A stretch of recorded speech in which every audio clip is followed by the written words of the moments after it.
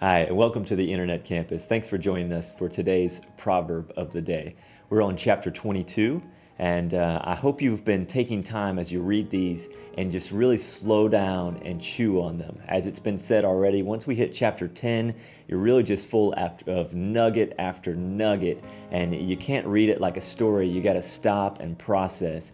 And as I was doing that, as I was looking through chapter 22, there's a couple things that really spoke to me, and it has to do with raising our children. And myself, I have a 2-year-old little girl. Some of you have met her, some of you haven't.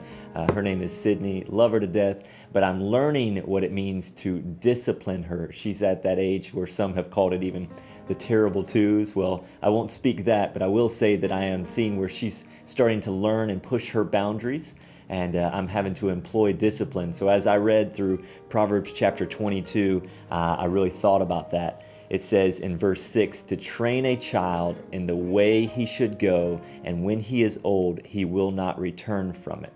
So as I thought about this, as with the child rearing, some of you have raised your own children, some of you are in the child rearing stage right now, and you know some of the difficulties that come with that. But the Lord says that if we would train our children in the way they should go, then in the end that they will not stray from it, that will not turn from it. And I know in my own life, having had those values instilled in me, it keeps you out of some trouble, and really training up our children in that way. Also, if you look down a little bit further in verse 15, it says, folly is bound up in the heart of a child, but the rod of discipline will drive it far from him.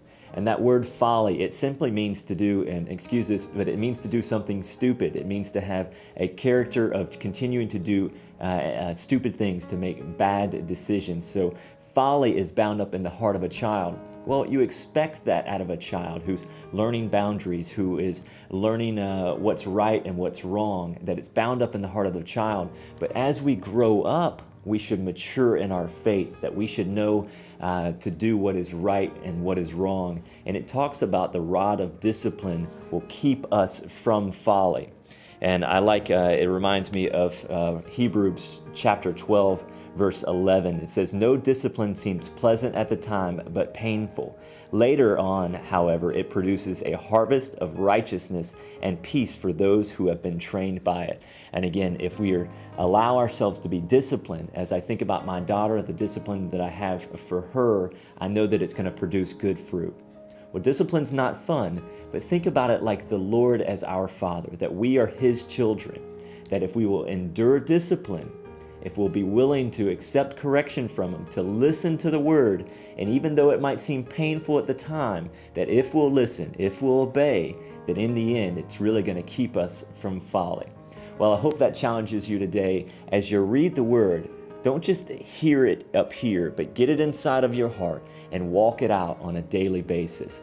Well, let's hear from you. What spoke to you in Proverbs chapter 22?